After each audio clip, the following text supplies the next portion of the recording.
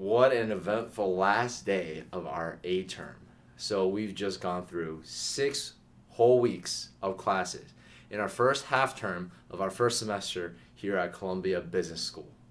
Today, we started off so early, 9 a.m. We began our final microeconomics session.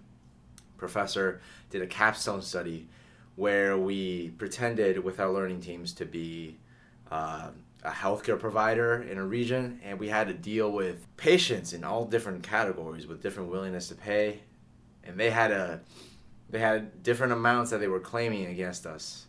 It was a lot of information that they just threw at us in the first half hour, and we just had to get going. Our company, unfortunately, lost 50 million to start with. We never made that back. I think we ended up with like a probably negative 30 million net at the end. Not the best start to the final class. However, in strategy class, we talked about Uber. And this is probably my favorite case in this class all semester. Because I was kind of an Uber whore back when I lived in China a year ago. All my friends there know that I was riding Uber about twice a day. That amounted to about 50 to 60 rides a month. Why? Because it was only like $1.50 per ride at that time. Uber was running crazy promotions before they were bought up by Didi, another taxi service, ride-sharing service in China. It's been a while since I've enjoyed those days of twice daily Uber rides. Here in New York, I haven't done nearly as much. But, okay, so after the classes got done, we did our course evaluations and then these final sessions. My mind was already kind of off. As you can tell, I'm a little bit under the weather. It's been an exhausting 6 weeks. Last night, I'm actually still recovering from our intramural basketball game. This is our fourth game with our team. And I've been to 3 of these games. The last 3, we all started really well. We had a chance to win. We were even leading like halfway through or 3/4 of the way through. In the last 5-10 minutes, we just throw it away. Great, right? But so last night, the guy on the opposing team, huge mountain, and I had to box this guy out. How was I supposed to do this, man? It's just he was just going over me, and he was throwing people all over the ground. This one girl on my team who was like 100 pounds, she was just flailing, not on purpose, but she was like trying to drive and just got knocked down to her knees. I felt so bad for everyone that had to guard him. He almost started a fight with one of my teammates. So my body is sore. Talked to my team today. Most of their bodies are sore. But right now, one of my brothers that's on that team, he's waiting in line at the Nintendo store for the new Nintendo Switch. He's going to do a 24-hour long or more. Might be 30 hours, actually, until they open tomorrow morning. I don't know exactly, but he's at Rockefeller right now, and it's a little too far from campus right now, so I'm not going to make it there. After these classes this morning was when the real fun began. First, I had a lunch session that I booked like a week ago from the career services. We have this executive in residence program where really hotshot CEOs and chief executives come to the business school to give us advice in all sorts of different areas. And I wanted to talk to this guy named Jack Mitchell because he had a brown bag lunch session. Before this, 2 weeks ago, there was a breakfast session offered through a leadership association. I took advantage of that, of course. And Jack really said something that stuck with me, and I told him again that today when I reminded him that we had met before. He said during that breakfast, when I asked him, how do you stay sincere with people in these relationships when you're just doing business with them? It's obviously, a mutually beneficial economic relationship. But how do you keep it personal? And that's his big thing. Jack Mitchell is a chairman of a family business that specializes in clothing. He also gave each of us this book called Hug Your Customers because he's emphasizing to us that we need to take personal relationships really seriously. In here, he even told me a personal note that I need to keep hugging, right? Today, he added more advice with other people that were also in attendance at the lunch. There was a classmate who was saying how she was debating between going into her family business or, staying out for a little bit longer. And I asked some questions because I was curious. I asked, if even if she did go in, would she be able to exit at a later point, or would that just destroy her relationship with her family? God forbid that would happen, right? And some of the other people in that session who were also in family businesses provided really profound feedback. Unfortunately, I had to leave after most of the way through, because I had another session with the Chief Information Officer of Tencent. For those of you guys who don't know, Tencent is a huge electronics company that stemmed out of China. I think they began on gaming entertainment 20 years ago, but since then they've specialized in, primarily they focused in WeChat, which is like the Chinese version of Facebook.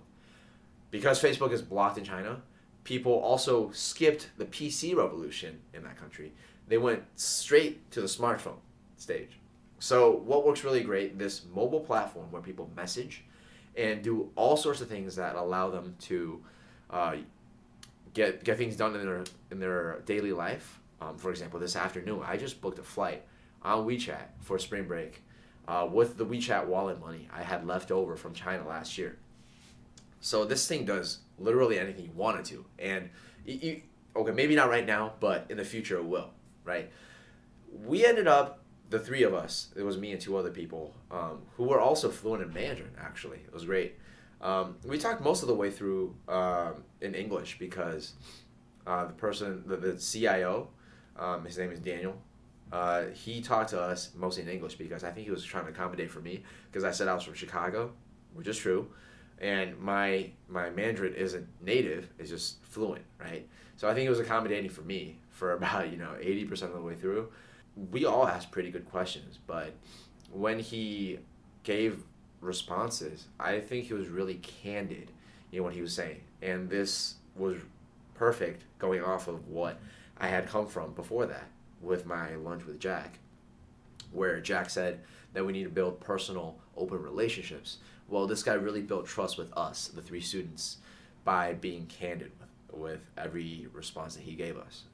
He wasn't just trying to cover things in the dark, saying like, oh yeah, Tencent's working for the Chinese government, or I don't know, something like that. I'm not suggesting that, but he wasn't insinuating anything that even seemed remotely false. This originally half-hour scared talk was supposed to start at 1:30. We entered at like close to 2, but guess what? We got to stay until I think 3:45, which means I missed my entire accounting class. So, accounting professor, if you're watching this, sorry, not sorry. This was a once-in-a-lifetime opportunity. I had to talk to the CIO of the company that just, runs all of China, right? This company is so big now, they've overtaken Alibaba. Alibaba, as some of you guys may know, is a new company that went public in America, I think 2 years ago. They're right now invested in several Hollywood studios. I think they're part of the studio that made that Great Wall movie with the best Chinese actor ever, Matt Damon. Have you heard of him? Yeah? That white guy. Yeah. Not the Asian guy. We didn't know if Tencent was also getting their hand eventually in the movie business, but they were very optimistic about exploring the future in technology of interconnectivity in China. And I'm personally hoping that they help Chinese people become more aware of things that are kind of hidden from the mainstream media in that country, so that people are more keyed into the global awareness initiatives that we should take as global citizens. Tonight ended with a 1-hour talk I attended with the CEO of the Renault-Nissan Alliance. So those are two car companies, one French, one Japanese, that allied, I think, around 15, 20 years ago. I was negative 2 minutes on time to the talk, and that meant the room where he was hosting the talk was already overflowing. So they put us to the room next door and had a live streaming session, which was actually really great because it gave us plenty of elbow room. We went outside, grabbed food that they had catered to us, and then we just sat there, munched on it, and watched a really good talk. one thing I really wanted to ask this guy, but I wasn't in the room, in the same room as him, was he kept talking about how electronic vehicles were zero emission. He kept focusing on the zero emission initiative. I just wanted to ask because I had learned about this in my previous education. These electronic vehicles, like the Nissan Leaf, they're not zero emission, okay? They derive their power from a plug-in wall port, right? Where's that wall energy coming from? Of course, whatever power plant that supplies that power. Sure, you could have solar panels on your roof, and if that's supplying all of your house's electric power, good for you. However, for most of the world, I don't think that's the case. If they're using this in developing countries or industrialized countries that are not fully developed in green infrastructure, they're most likely using coal-powered power plants, maybe nuclear, or some other form of fossil fuel. So yeah, it's the car itself, while it's driving on the road, it's not emitting any emitting pollution. However, while you're charging it, that power source is still polluting plenty of the air. It's just not in your city, not within the place where you're driving it. It's just in a concentrated area where that power plant happens to be. And luckily for you, most of the drivers, who are using these electric cars, they don't live in the proximity of these power plants, so they just don't feel the consequences of these emissions, right? But that's not the case for everybody. And if we're really trying to be globally conscious, perhaps these Nissan Leaf themed electric car initiatives are a little misleading. Fortunately for him, the CEO, I didn't get to ask this question. Otherwise, I would have grilled him. Anyways, so I left soon after that talk because our cluster had another Cluster Cup event. The previous one from a month ago was dodgeball, and we kicked butt on that one. We had the highest attendance by far, and we got first place. Easy peasy. However, this time, we still had almost half of our cluster, about 35 people, come out to the event. So we definitely got the most points in attendance. However, we thought we had a great team of like 15 and 20 people that we could sub on the soccer team. So we had fresh legs throughout the entire time we were playing. However, I think because we started late, we got most of our games just bunched up one after another. We had like 3 games in a row for an entire hour. I think our best players just got tired because in the previous ones, they didn't want to come out. So in the last one, we ended up losing to another spring term cluster, which is all good, right? Because, if we're going to lose to anybody, it better be our fellow spring term people. However, we were rooting for these spring term people, but they couldn't make it past the final team. So we still got third place. It was a good effort. I think this is a great conclusion to our A term this semester, this first half of the semester. And next week, we have 4 tests coming up. My God. Luckily, I made a good life choice when I exempted out of statistics about 7-8 weeks ago. And because of that, I only have 3 tests next week. But one of them is accounting.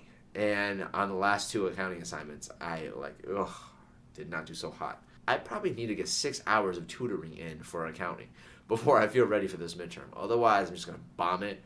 And that's not the best way to go, considering I do want to end up on the dean's list eventually. So we'll see what happens.